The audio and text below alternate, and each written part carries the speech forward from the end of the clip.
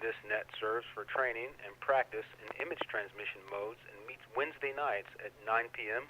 on the N6NA repeater on 441.30 megahertz. River City ARCS members and all licensed radio amateurs are welcome to participate. Drop. If you wish to join the net or need to make a call at any time, please announce your call sign between transmissions and net control will acknowledge you. If an emergency should arise and you need the repeater, please contact the net control by saying break break. A double break signifies emergency traffic. The net will stand by for you until the emergency is terminated or the traffic is moved to another channel.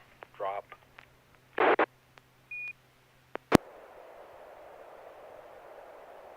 Stations who wish to check in are asked to respond with their full call sign using the recognized ITU phonetic alphabet and their name. I will recognize each station before continuing.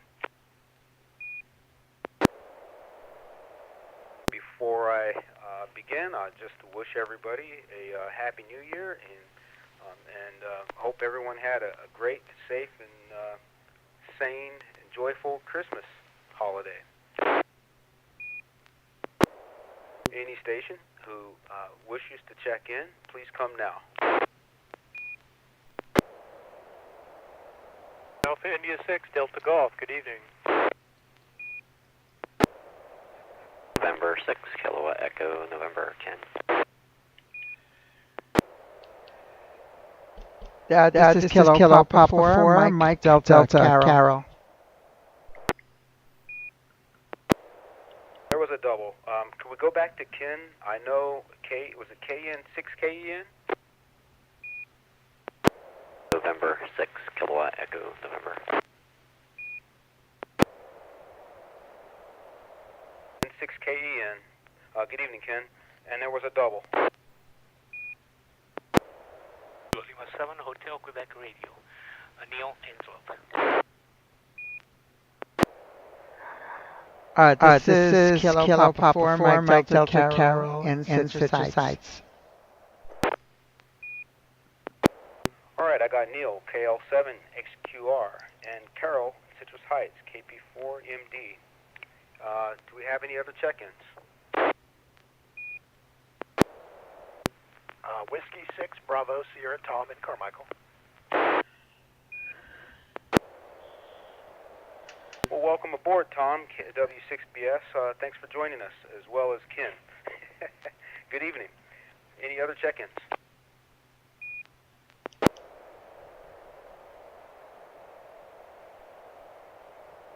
All right. Well, it looks like it'll be fun tonight. We got a couple of folks that I haven't heard from in a while, and so I think tonight's theme, hearing from Carol on an earlier net, would be that I think we're going to exchange pictures from the ISS passovers. Is that correct, Carol, KP4MD? Well, that's certainly an option because that would be the big event that happened this week. But if somebody has a different image that they want to share, that's perfectly acceptable as well too. So back to net, KP4MD. All right. Well, I think one theme we could center on is sharing photos from the ISS passovers this week. And if there's another topic or photograph of interest, don't be bashful. You can go ahead and send those as well. Definitely no confinement to the ISS photos. But what I'll do is from here, I'll see if Joel, AI6DG, is ready to send his photo. Please send a photo when you're ready, Joel.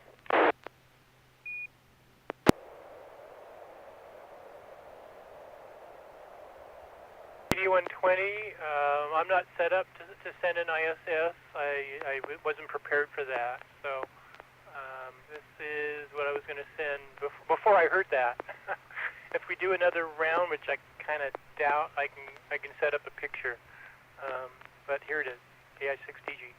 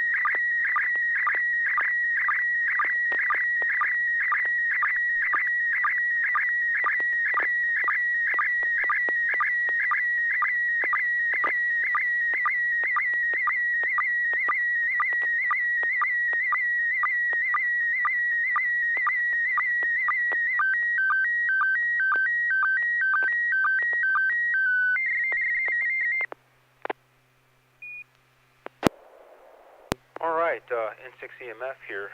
AI6DG, Joel there sent a picture that I was able to copy quite readily, nice and clear. Looks like he's working on a homebrew project or some kind of kit with a 4-digit 7-segment dotted display with integrated maybe an integrated circuit, dual inline, and another that's a single inline package, a socket, crystal, some type of crystal device, USB cable, and some other discrete components, knickknacks laid out there nicely on a table or a sheet of plywood maybe.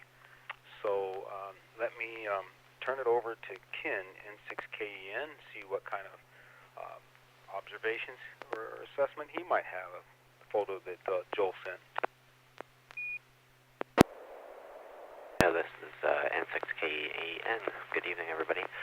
And I did receive the image. I think the repeater ID'd during the middle of it, so I got a little bit of interference, but otherwise, like 98% copy of it. Yeah, it's some type of parts kit. And not sure if anybody else got it in PD 120. I think we normally do Martin 1, but I haven't been on these nuts in like 2 months. But got the image. All right, well, very good. Thanks for checking in, Ken, and good to hear from you. I think I remember the last time we were together a couple months ago. So at least we got our interfaces working. And so let me turn it over to KL7HQR. What have you got, Neil? Well, good evening, everybody on the net. KL7HQR, Neil. Got a perfect picture. I don't see a single pixel on it. And good description that you gave there on the AI6DG call letters identification very well. And it looks like a USB coiled cable. And a lot of parts, like you indicated. Looks like a little kit ready to be put together. But extremely good picture. Back to net. Very good. Copy that. Yep, I would agree. It's a nicely, cleanly organized and almost decorated kit or homebrew project. I like it. So let me turn it over to Caro, KP4MD. Let's see. What do you have for Joel's photo? Okay, this is KP4MD. And yeah, I see pretty much everything you said.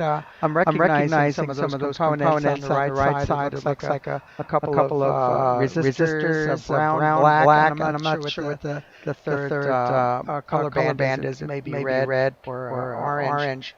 Probably red, like one. That would be a 1K resistor, both of those. And there's a little electrolytic capacitor. Above that, there's another device which looks like maybe a transistor, a little epoxy transistor. There's three ceramic disc capacitors and a couple of push button switches to the left of that.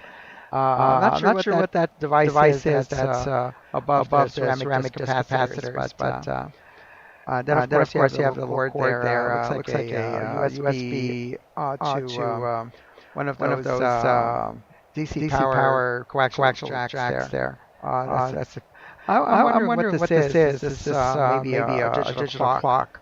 That other little thing in the upper right-hand corner, I wonder if that's a watch battery holder. It kind of looks like one of those things that mount on the board that holds a little watch battery. Button cell. So back to net control. This is KP4MD. Yeah, very good. Let's see. Thank you, Carol. KP4MD, this N6EMF. I'm going to turn it over to Tom. Good evening, Tom. W6BS over there in Citrus Heights. What did you copy? Whiskey 6 Bravo Sierra in actually Carmichael. I've got what Carol has. I uploaded it onto Discord, our chat program. It looks like there's two-digit LED displays, some PC boards. Basically what Carol described.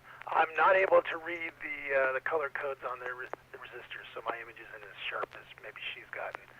And otherwise it came out pretty well. I got a little shift halfway, a third of the way down where it ended up stair-stepping sort of, so I had to adjust it to with some skew to get the full image. Very good. I'm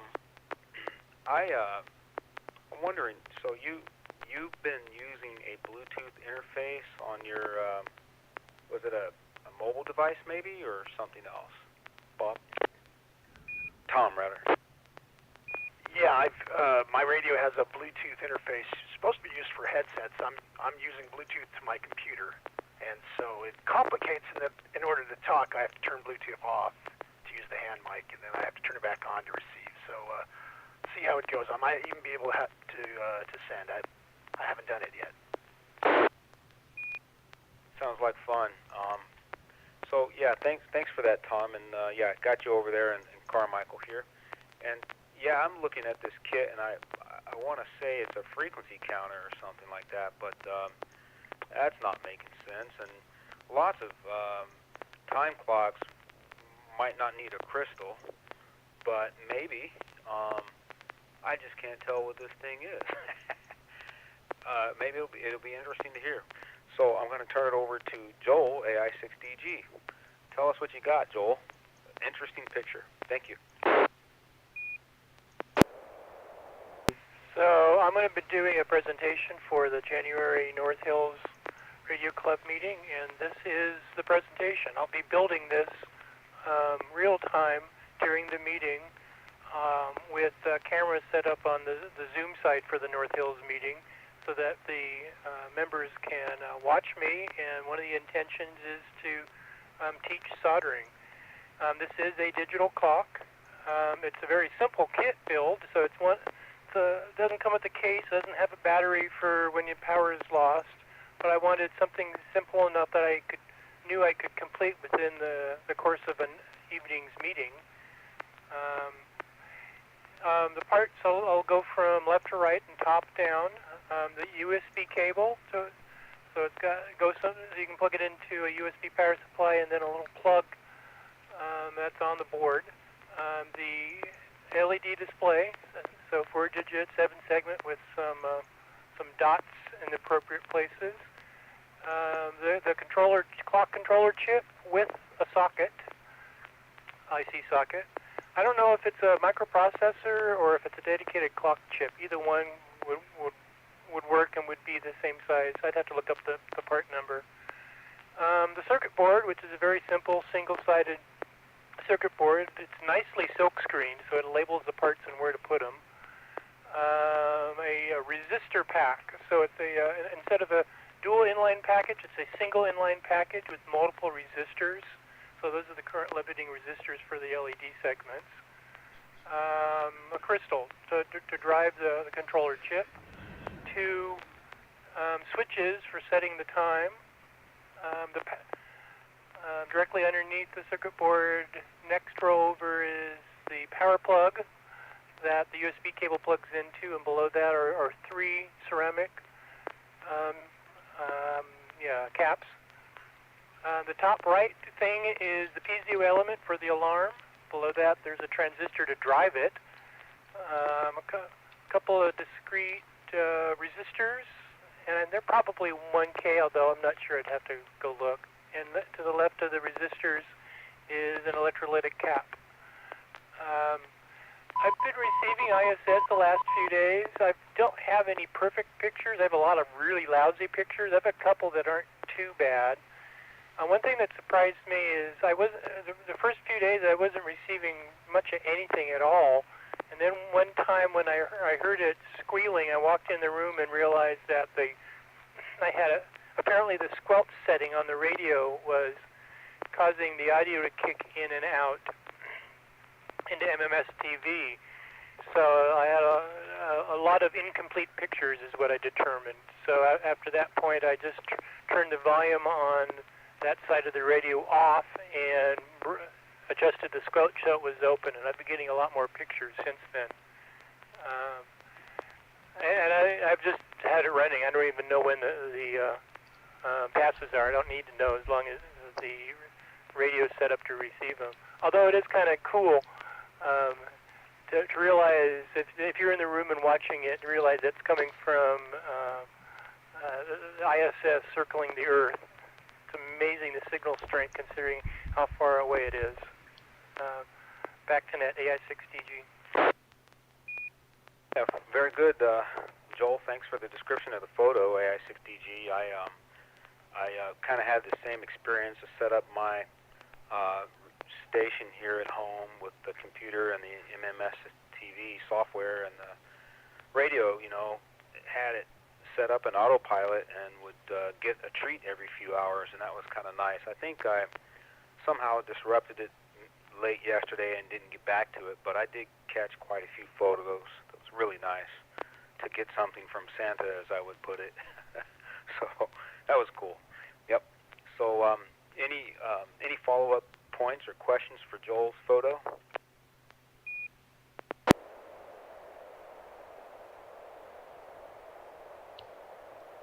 All right, Joel, I think my comment on your photo is you got to work quickly. You're going to have quite a few things to solder while you're preparing your presentation. So it looks like a small kit, but this one could take some time to get it together.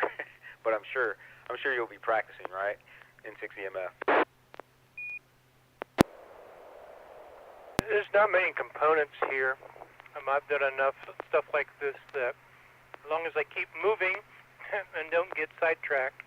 And this was by far the simplest of anything I found that I thought was productive. I mean, there's a lot of solder kits out there where you end up with something that's not what I would consider terribly usable. It's the objective of a lot of learn to solder kits is just that, learn to solder, not to have something necessarily usable afterwards. So I'm looking forward. It's going to be kind of fun, and especially the the excitement of the pressure to keep moving and get it finishing, and the final smoke test to see whether I get a clock or a puff of smoke. Back to net, the AI6DG. Yeah, well, maybe you could put some lavender or peppermint colored or peppermint aromatic oil or something in there to make it nice if you do get smoke. The backup plan would be to have some aromatic scented scents to go in there. So anyway, thanks for that, Joel. What I'll do then is turn it over to N6KEN. If you're ready, Ken, go ahead with the photo now. Thank you.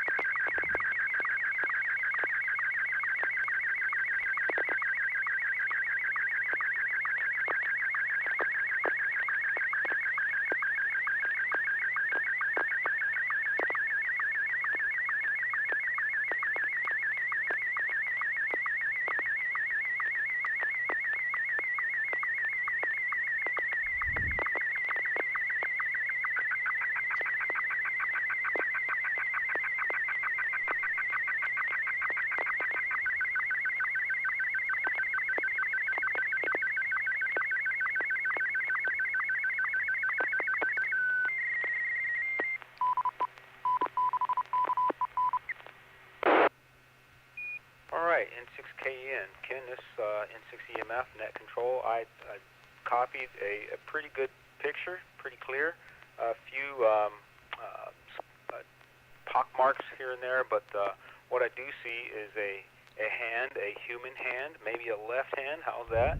And it's the background is a backlit keyboard on a white sort of tabletop, but I see what appears to be a QRP device. Is it a QRP CW transceiver, according to the label? A couple of control knobs for volume and tuning, a BNC connector on the right, and power cable, jack, and plug on the left. Looks like it's powered up with a green LED display, backlit display. Really nice looking little device. So looks like a fun QRP radio.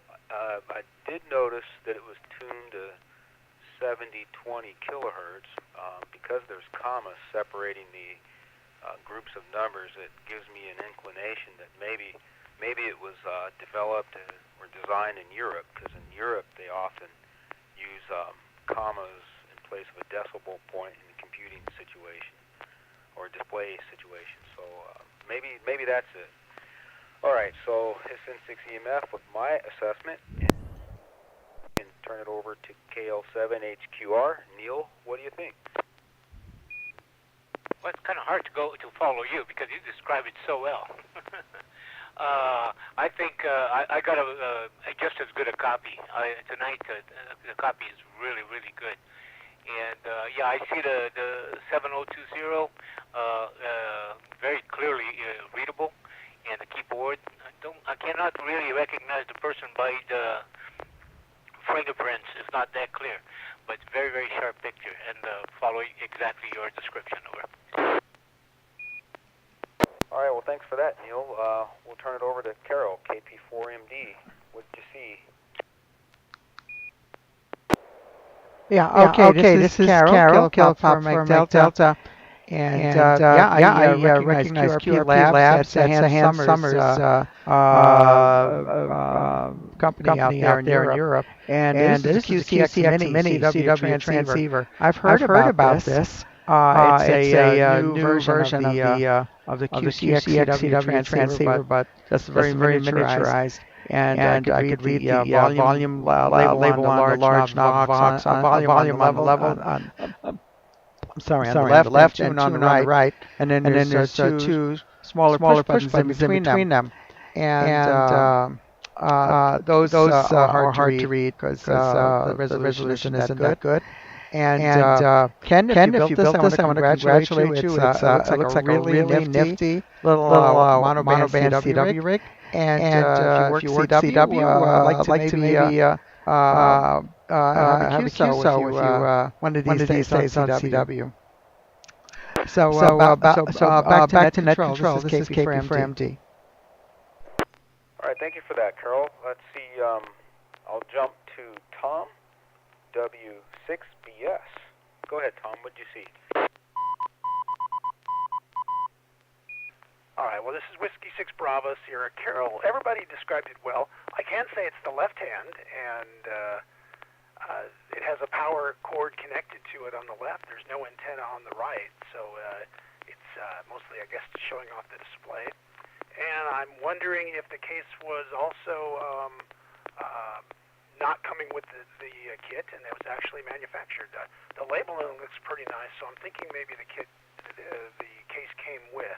Or you've got a really nice label maker that makes it look very professional. And over the two middle buttons is some kind of different coloring that's kind of shiny, so I'll add that to Carol's description. All right.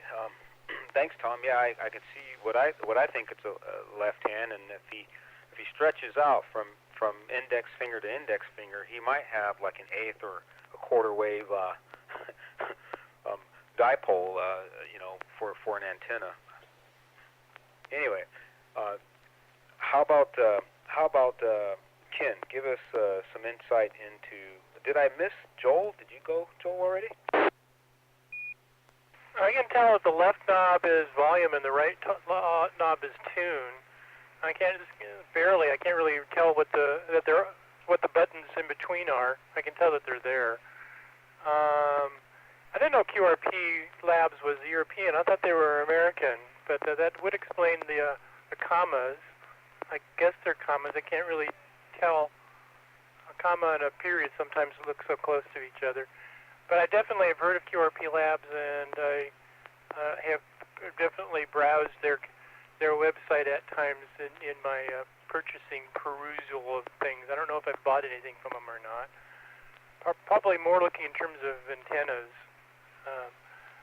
That's a whole QRP is a whole topic by itself. I mean, different emphasis.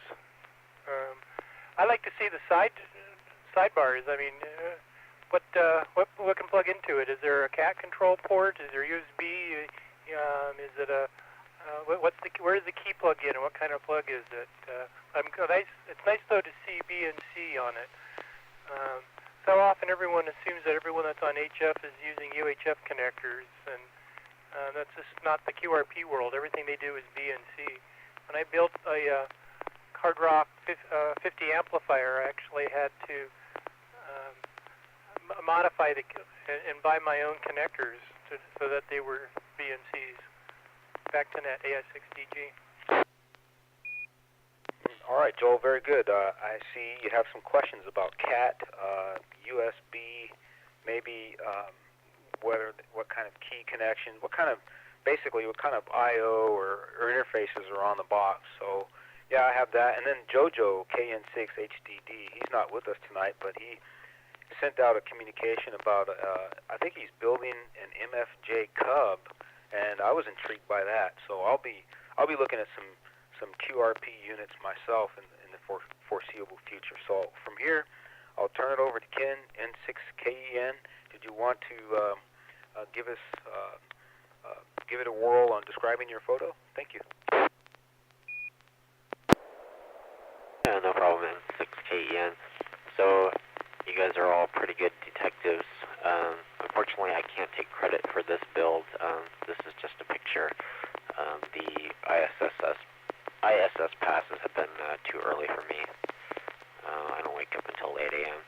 But this one I've been following because I was going to buy the QCX, and then he discontinued that one and went with the QCX Plus, and I was going to buy that one. Then I heard word that the QCX Mini was coming out. So on, I think it was December 4th, I ordered it 30 seconds after it was available, and I think he had sold like 400 in the first few seconds. But I opted for I paid for the assembly fee. It's SMD components that are already pre-soldered, but there's a lot of other parts that you had to do, and it's really tiny spaces. So I paid him $40 to assemble it. So I'm waiting for it. He said it was going to be like 4 to 6 weeks, so I probably have like another week or two before I get it. But that's an aluminum extruded case that comes with, and it's got the power, the antenna connection, CAT, push-to-talk here, and I think one other I'm forgetting about. You can actually convert this into a single sideband radio as well, and by removing components, adding some components, and changing the firmware, and that let me drop. That is done by two other gentlemen, and you can find that, I think it's called the Ultra SDX, USDX project. I'm not sure if I'm going to venture into that, but it's pretty cool that you can pack all that into the palm of your hand.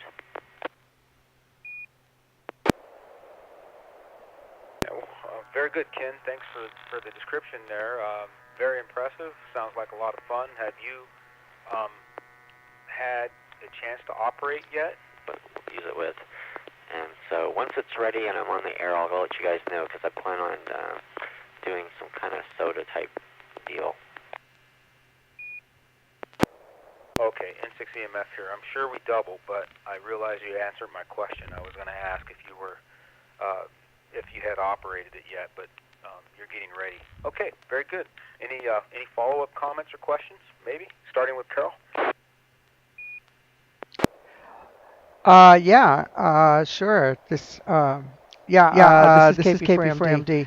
I didn't think that they already had it out on the market, but I wish you a lot of enjoyment with that. And why would you ruin a perfectly good CW rig by connecting a microphone to it? That's that's the kind of comment you would get at the Samuel F. Morse Radio Club. Well, I'm looking forward to hearing you on the air with that, Ken. Back to Ned, this is KP4MD. Yeah, that one's eliciting some enthusiasm. Thank you, Carol. AI6DG, any follow-up comments or questions? And the first batch of people were blowing them up. Apparently there was an issue where it needed an extra capacitor. And so without that capacitor, if you turned it on and off real quick, it blew up a lot of components.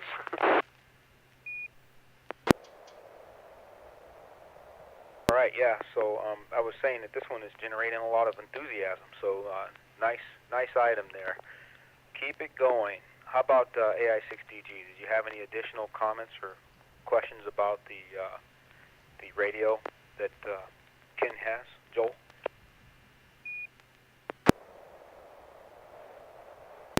Just that a lot of people think that no one builds anything anymore. Well, it may be greatly reduced, but there's still tons of kits and things that we can buy and build as kits out there. It's for those that like to do that and have the time and the equipment and the skill. Back to net AI6DG. All right, thanks, Joel. So I want to just invite any other questions or comments from here. I'll stand by for one moment. Sure. This is KP4MD. Since we're talking about kits, I do have another kit on the way. Actually, it's ordered already, and it's being shipped. It's a called a Dyna, D-I-N-A-H, which is it's another all-star interface to connect your any radio to the all-star network. And I'll be using it with my Yaesu FT8800. So I'd be able to actually have a simplex node that I could operate up to 50 watts on 2 meters or also on 440. So that's my next project. And that's a simple little build. It's only these kits are really trivial. It's only like about 6 or 7 or 8 parts on a board because everything is just so large scale integrated right now. So just essentially just soldering LEDs and a USB connector and a DIN plug and a few other little doohickeys on there. So back to net control. This is KP4MD. All right. How about Carol? Does that one come with a nice enclosure, or are you going to have to make provisions for that? Yeah, that one does come with an enclosure, and it also works with Raspberry Pi. So the Raspberry Pi does actually all heavy-duty work. It's all software. So the interface is just the little hardware interface that goes to the USB connector from the Raspberry Pi, and the other end of this little box. It's about the size of a USB stick. The other end has the DIN connector that goes into the data port in the back of your VHF, UHF radio. So back to net. All right. Well, if anybody has any follow-up questions on Carol's Dyna All-Star interface, let's catch it after the next round of photos. Hold your questions if you have any. So what we'll do now is maybe turn it over to Neil, KL7XQR. If you're ready for one, go ahead now. Roger, let's give it a try. The last couple of times I've had problems with it. Let's see how it goes today. I think Carol may have better ISS pictures than I do, but I have one lined up here is the one that I got this morning. So let's give it a try.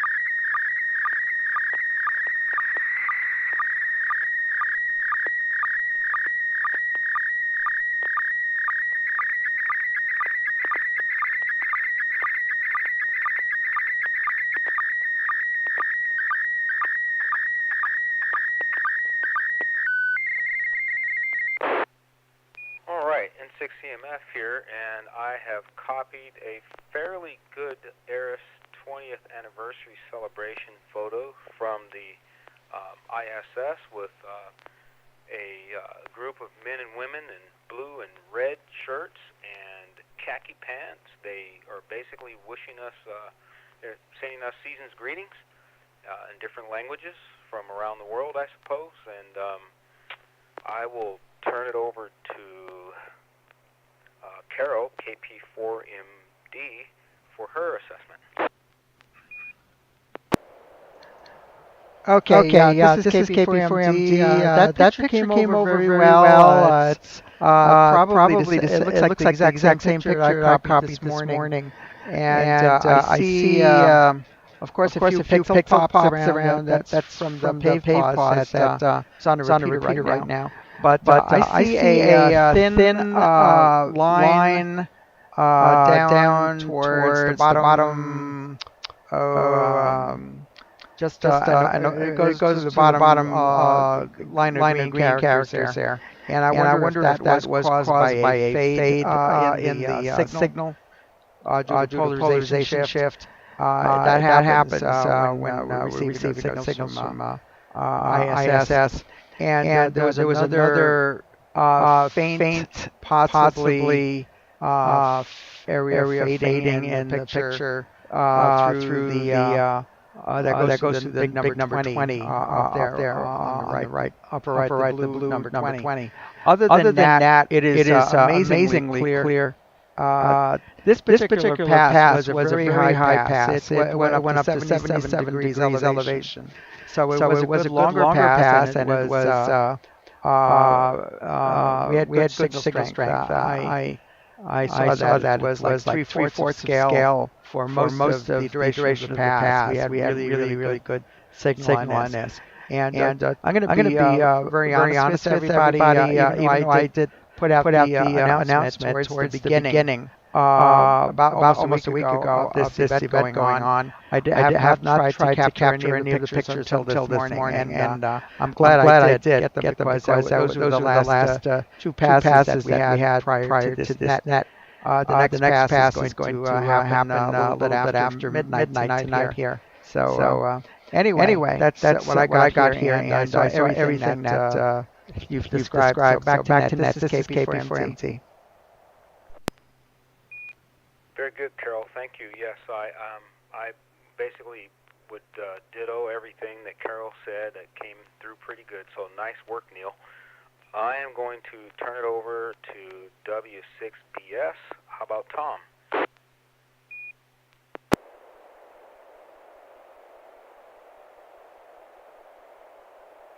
I can come back to Tom.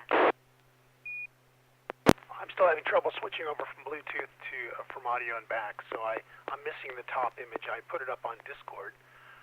What I can read is that it was December 30th, 2020 at 1730 maybe is a time that it came across. So that's a nice touch. I don't think my software actually adds a timestamp, so maybe I'll look to see how to do that. And that's a great image. The PD, it came over as PD120, which is how they transmitted it. And I always seem to get skew if it's not perfect. So about, I'd say the 20% down, it had a shift. So I've got a skewed image as it transmitted. So that's what I see. Oh, nice work, Tom. W6BS, N6EMF here. I will take pause and see if anybody has any comments on your skew that you described. I didn't see that and wouldn't know offhand what that might be a result of.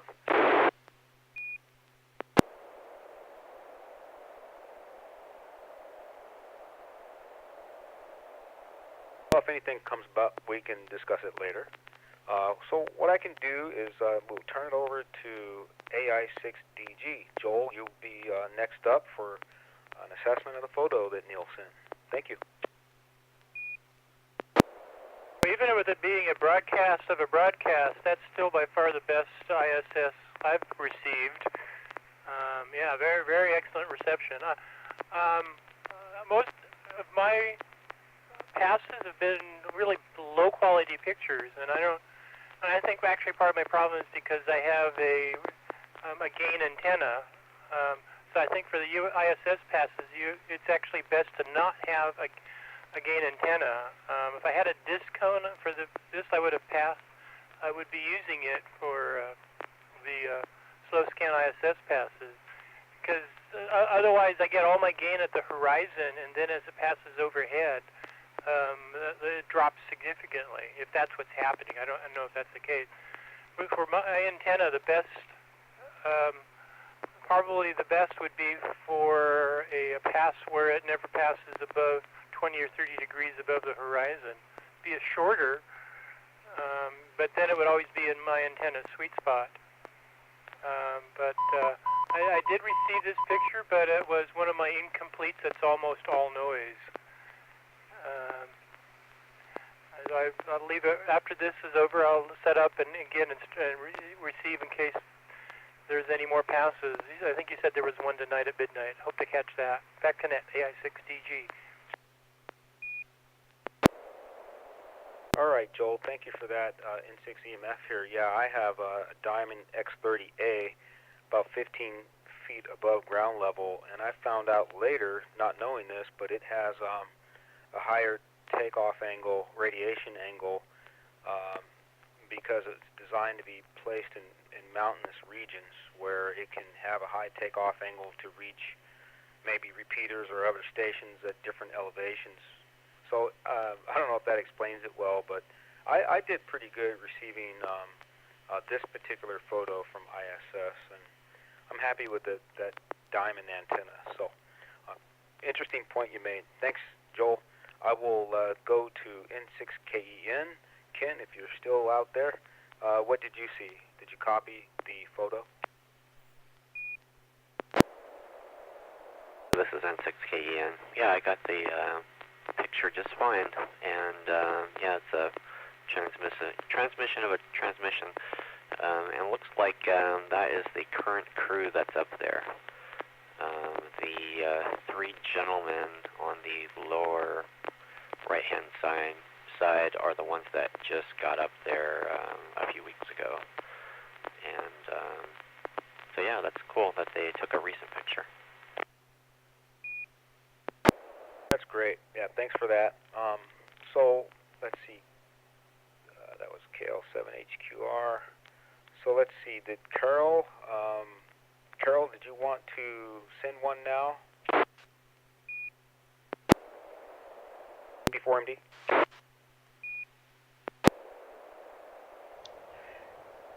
Yeah. Oh. Yeah. I think that Neil wants to say something, but yeah, then I'll have a picture after he comments. My apologies, Neil. KL7HQR, N6EMF, net control. Go ahead. No problem. Very, very quickly. This picture has a lot of meaning to me since I was a member of SAREX, the Shuttle Amateur Radio Experiment, which preceded ARISS. The band of distortion that Carol mentioned around the upper blue 20th anniversary, and in the very bottom at one of the lower languages, that was part of the original. That's how I received it. The rest of it, I'm glad that so many people could receive it, a retransmission. As far as the time frame on the time on the very bottom left in black is a question of just saving it. You can save with a timestamp. It will automatically put it there. I think Tom was asking about that. And the crew that we have there now is the Americans, Kate Robbins, Michael Hopkins, Victor Glover, Shannon Walker, and Soichi Noguchi. The American, the ones on the front with the reds, the American part, and in the back we have the Russian, the Sergei Ryksikov, I don't know, Sergei, and so anyway, the other three Russians. And by the way, all these SSTV is being broadcast by the Russian crew. Okay, the Americans are doing the other type of repeater operation and SSB, and the SSTV is done by the Russians. That's all I want to say. Back to that. Correction. Go ahead, Ken. N6KN. N6KN. Go ahead, Ken. Yeah, so the three in the back are Russian, and then there's three Americans, and then the one in the lower right-hand corner is actually a Japanese crew member. Accepted. Confirmed. Okay. Well, I'm really sorry I missed you, Neil. I was looking at my list and got confused and out of order here, but appreciate your follow-up and description of your photograph. Thanks for naming the crew members and just kind of clarifying what's going on there. Much appreciated. Any other comments on Neil? This is K4MD. I've got a question. I don't think that all three in the back are Russian, even though they have the same blue type of uniforms. Because if you look at the flag patch on the shoulder of the guy on the right, as you can see the Russian flag, and then the lady on the left in the back seems to have an American flag on her shoulder. Is that correct? Yeah, you're correct, Carol. On second view, you are absolutely correct. All I see is red and blue, and I hope it's not the P word. Politics. Never mind. N6EMF. All right. So enough goofiness for me. How about I'm gonna. Let's see. KP4MD. Carol, did you have a picture you would like to send this evening? Okay, I'm going to go ahead and send my picture. This is going to be the same image that Neil sent, and I think we just want to maybe just compare the quality or any artifacts that you're seeing in the pictures. This is also going to be PD120. Let me go ahead and bring it up here. There it is. Okay. This is. Is that the same picture? No, it's another one.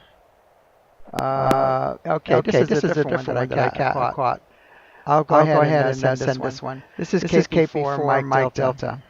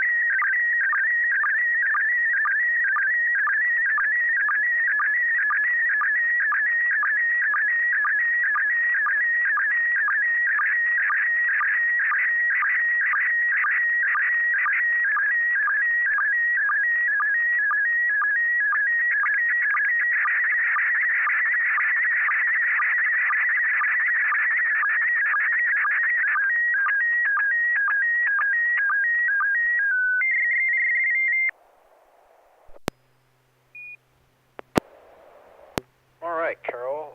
Kilo Papa Mike Kilo Papa 4, Mike Delta. This is November 6 Echo Mike Foxtrot. I copied that photo just fine from the ISS, another ISS photo. Looks like an amalgamation of numerous photos that they were able to kind of get together there. So I will just say that it came in pretty clear, and looks like 1, 2, 3, 4, 5, 6 maybe photographs. And working today for tomorrow, ARISS is one thing that pops right out at me, and can't tell what that is. Maybe that's a display console or one of the wing surfaces, possibly. N6EMF here. I'll be turning that over to Tom, Whiskey 6 Bravo Sierra. Go ahead, Tom.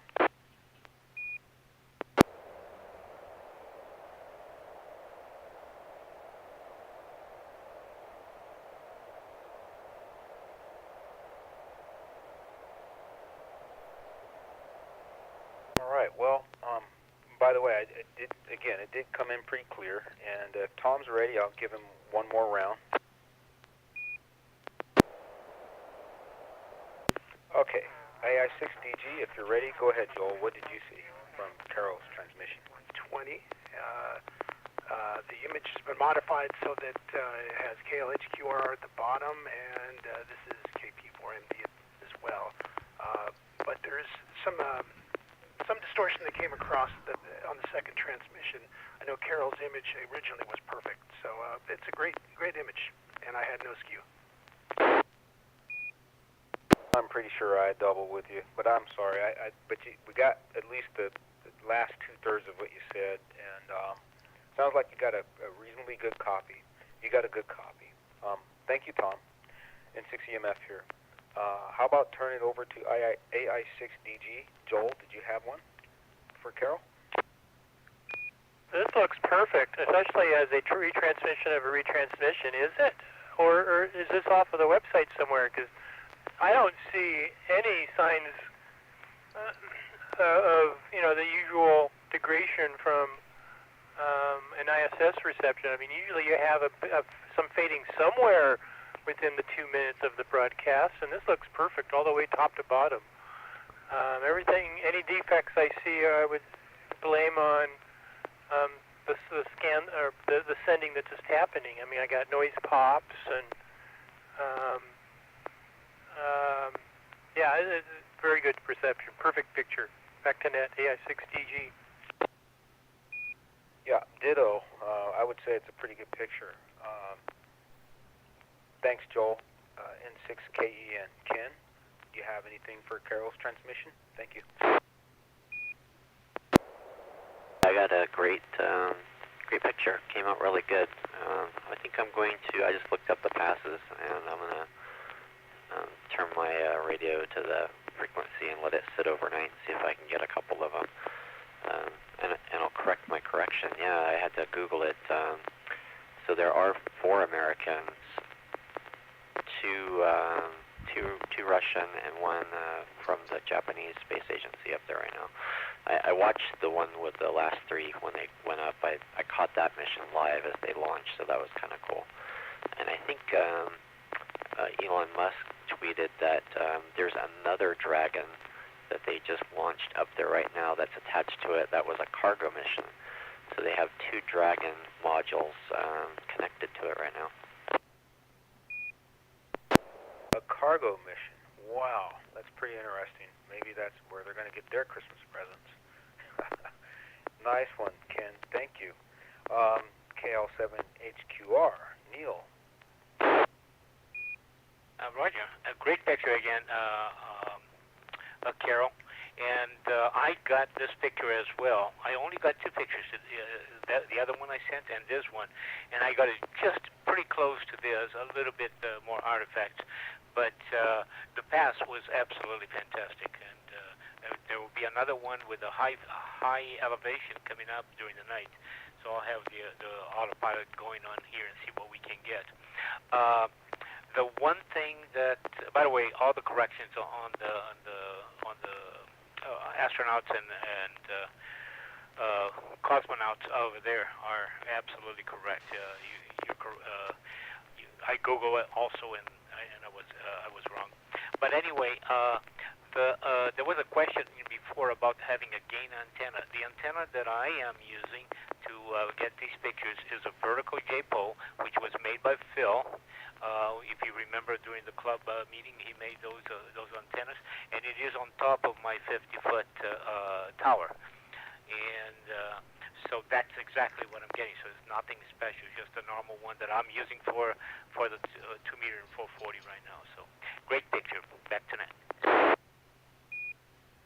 Okay, sounds like a nice setup, Neil, and I sure do appreciate the collaboration and the follow-up and clarifications and corrections. That's just great discussion and great follow-up. So thank you, Ken. Thank you, Neil. Appreciate that. N6EMF here. Let's see. So, Carol, did you want to make any other comments on that one? Thank you very much. This is Kilo Papa for Mike Delta. This was if you look at the timestamp and the bottom left, I don't know if you can actually read it, but it's 1722, which is it's 8 hours difference. You know, it's 8 hours ahead of us. That UTC time was actually 9:22 a.m. our time. This was the picture that came after. It was about 3 minutes after the one that Neil sent. And Neil actually got that picture a little bit better than I did. And this was the picture that I copied really perfectly. And my antenna also, I'm using a J-pole. This is an Arrow dual band J-pole.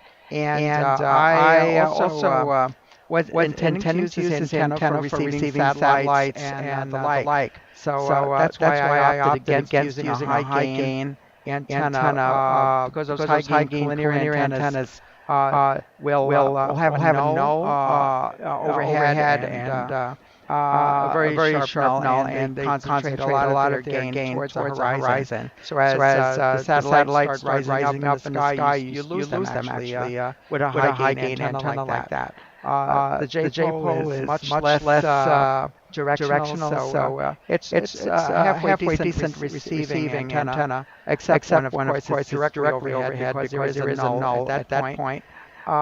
The ideal antenna for satellite reception is across horizontal dipoles. That's called a turnstile. Or another type of antenna is called an egg beater, which is crossed circular loops. That is actually the better type of antenna for satellite reception. But this does halfway good job. A simple antenna like this. My very first contact with a satellite was through Oscar 7, and it had an input on 2 meters, and I was transmitting with a ground plane, a coat hanger ground plane, through the satellite, and I was receiving on 10 meters with an inverted V, and that was back in 1977, and I was just tickled pink to do that. It was a CW contact. At the time I was in San Juan, and I contacted the station up in New Jersey, and I've got a QSL card for that. So this is a lot of fun, and I'm so glad to see. We didn't even imagine there would be such a thing as a space station back then. It's amazing the way we've progressed. So I'm not going to hold it any longer. I know it's getting back to net control. This is Kilo Papa for Mike Delta. All right, KP4MD. Carol, thanks for that description. Yes, I appreciate some discussion on ideal antenna configurations for space communication. And there was something else I wanted to say was that I didn't have my autopilot on for this day, so I missed out entirely on probably the best day that they had to offer. If you guys are getting pictures that look this good, I must have missed something. So here's what I'm going to do. I'm going to just kind of let everyone know in advance that in the interest of conserving time at this hour, I'm going to forfeit my transmission and defer until next week for something. And then turn it over to Tom, W6BS. If he wants to transmit a photo, I would appreciate it. Thank you.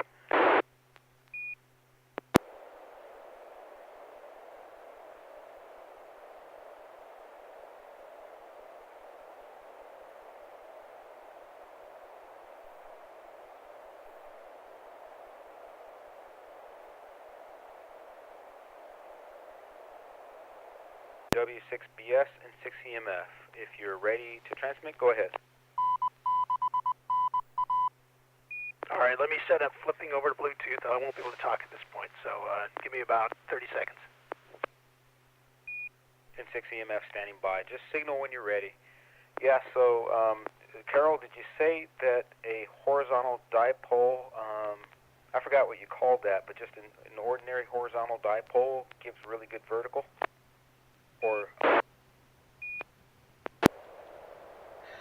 Okay. What I was saying was for 2 meters reception of or transmission to satellites. If you wanted an omnidirectional antenna, you get what's called a turnstile antenna, which is two dipoles that are at right angles to each other, and it looks like an X. If you're looking down from on top, it's going to look like an X. They're two horizontal antennas. And it's a circularly polarized antenna that is sensitive to all signals coming from above and also down from the horizon. So that's a typical good type of satellite antenna. Over. Thank you, Carol, in 6EMF. I can picture that. I'll have to look into how a turnstile is terminated and fed and constructed. I think I can picture it, but have questions about how it's fed and other things like that. So, but thanks for the clue. I appreciate it. W6BS, Tom, are you ready?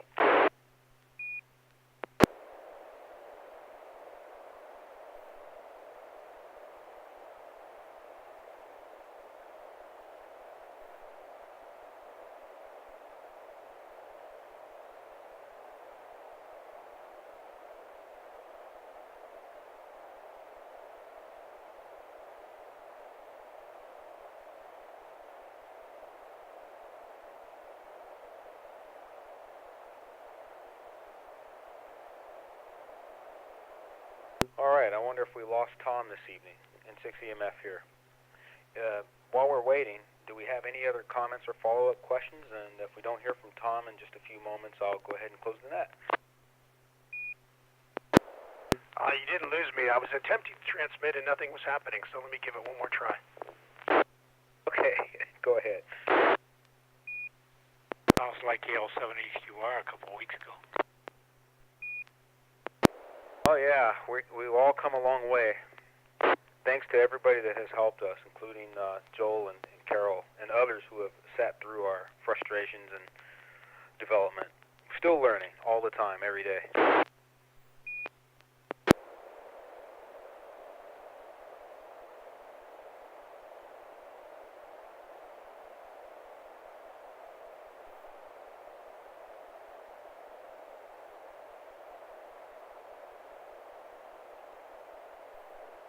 Do we have anything scheduled for Saturday?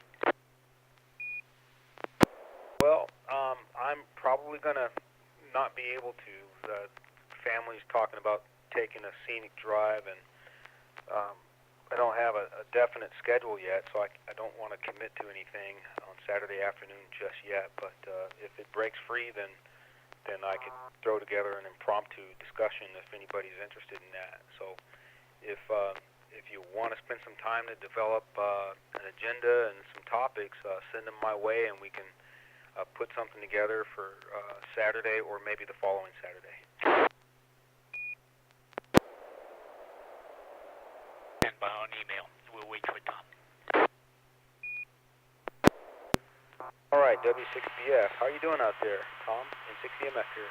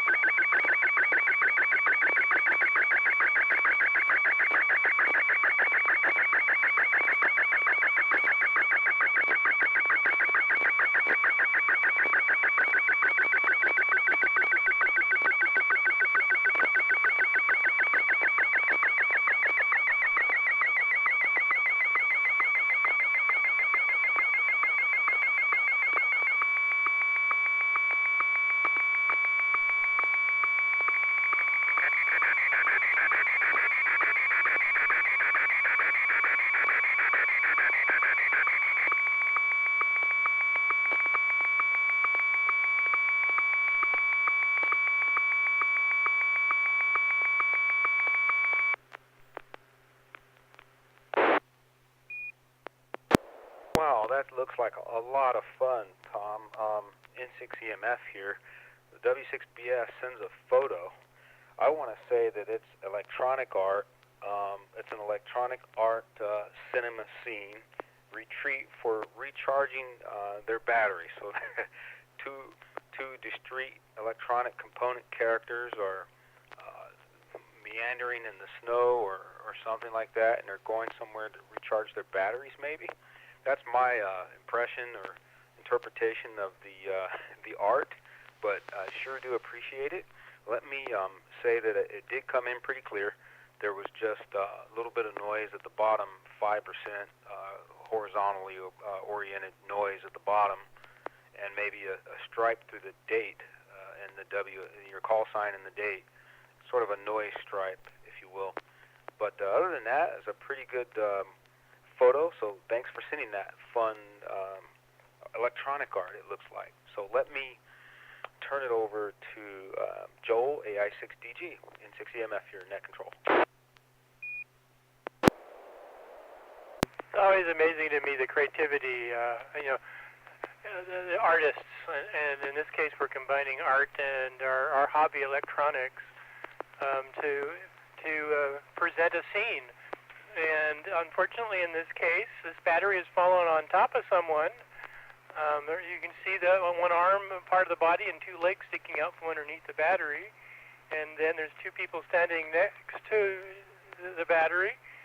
One guy, hands on his face, crying, and the guy standing next to him trying to console him. But I can't really tell what the components are. It's probably a transistor for their heads, diodes maybe for their feet and arms, and then the leads for the bodies. Kind of stickman, only in this case it's wireman. Back to net. Oh, and I've got some sort of moire pattern across the white. Do other people have kind of a pattern against the background, or is it just me? Back to net, AI6DG.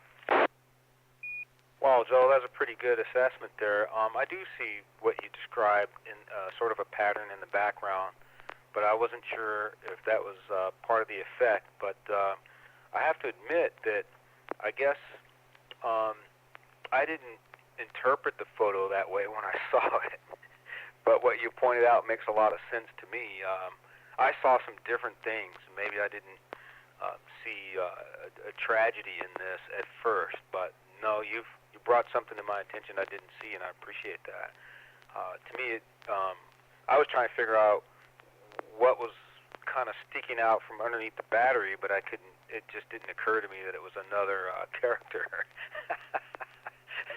To me, it looked like snacks or battery, some kind of battery terminal or a recharge port, or I don't know what I was thinking. But anyway, that's why we come together and share ideas, huh? Okay, great stuff. N6KEN, Ken, what would you say?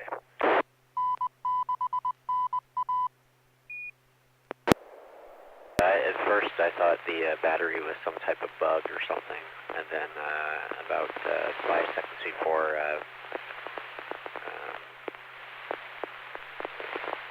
we got the information on that it was a tragedy, I figured out. But, yeah, good picture, and yeah, I got that same background effect, which made quite an interesting tone as it was coming over. It was almost musical.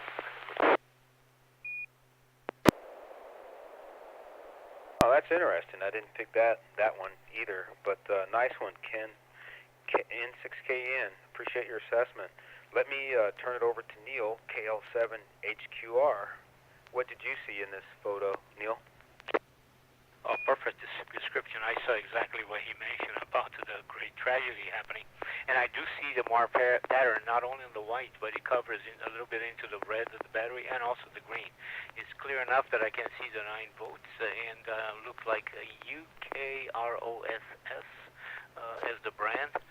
And I'm looking at the picture. I finally found out that I can double-click on the hourglass on the receiving picture, and that give me a bigger picture. And then I can even click on full screen. So I'm looking at all these pictures coming in on full screen, and it's see a lot more detail.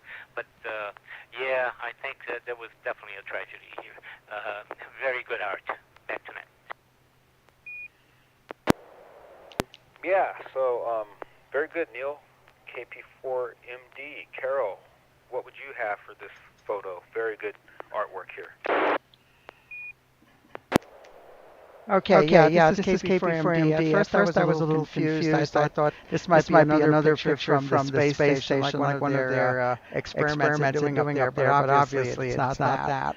But yes, I did hear what sounded like a spurious high-frequency tone throughout this picture that seemed to be causing that herringbone pattern that you're seeing throughout.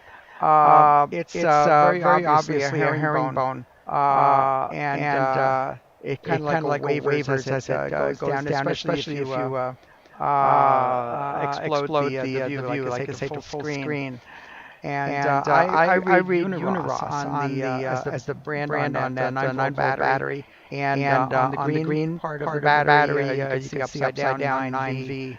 Also, I can distinguish that the hands and the feet look like they're carbon composition resistors. Because if you look closely, you can see color bands on them. I think it's red, black, brown on some of them. So I think those are actually resistors. That's my guess.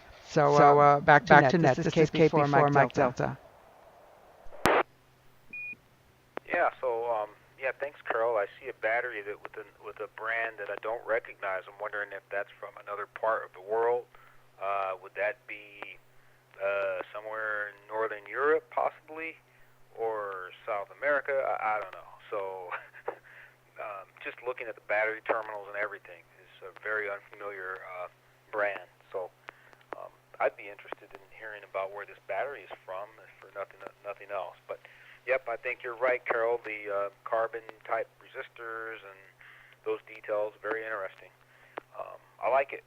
So let me turn it over to Tom again, W6BS. Would you like to tell us what your what you would have to say about this photo you transmitted? Thank you. All right, this is Whiskey 6 Bravo Sierra. Jojo was interested in this art. I sent something up on Discord earlier, and I did give it the original image up if you have the chat program up. The battery, ARISS is what Carol said. I think that is correct. This is from a site that does this kind of art. The website is, I think, Pinterest, I think is how it's pronounced. And they do all kinds of little electronic art that like this. The two weeping characters on the right are two transistors, and I think that the arms and feet all the way through are diodes. At least they look like they're clear in the original image. A lot of solder for the battery, and the poor weeping you can't get too close to a 9-volt battery. It could fall over and kill you, and that's kind of what happened to their buddy that they're being consoled and weeping over.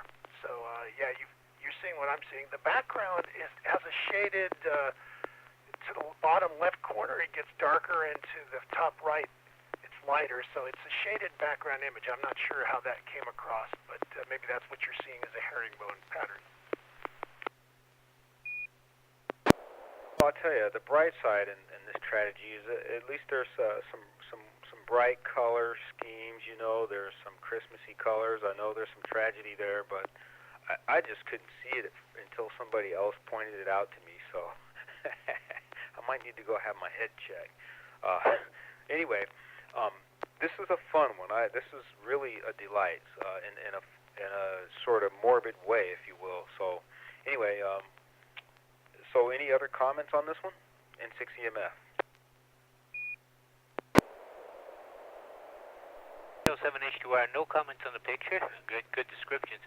But before we close on that, maybe we want to take a look at the chatting. I think we have two individuals that checked in on YouTube. All right, Carol, can you give us a report on who's out there if you can? Thank you. N6EMF. KP4MD, N6EMF. Sure. This is KP4MD. Debbie Wells, K6IQL, checked in on live chat. Thank you very much. And Gary Hayes also did. And I don't recall his call sign offhand, but he wished all of us a happy new year. And thank you very much for checking in on the live chat. This is KP4MD. All right, thank you, Carol, and I want to wish everybody out there a Happy New Year, a safe and fulfilled Happy New Year coming up, and appreciate those out there on YouTube and on the live chat who are checking in with us. So I want to express appreciation to everybody that pulled out their photos and had them transmitted for discussion tonight. They were all something worthwhile for discussion, and they always are. So anyway, what I'd like to do is get ready to close out this net. It is getting late, so want to express appreciation to all those who participated in tonight's SSTV net, and we hope to see you again next Wednesday at 9 p.m. Well, this net is officially closed at 10:21 p.m. Pacific time. This is Wilson, November 6th, Echo Mike Foxtrot, wishing all of you a Happy New Year, and especially a good evening. 73, have a good evening.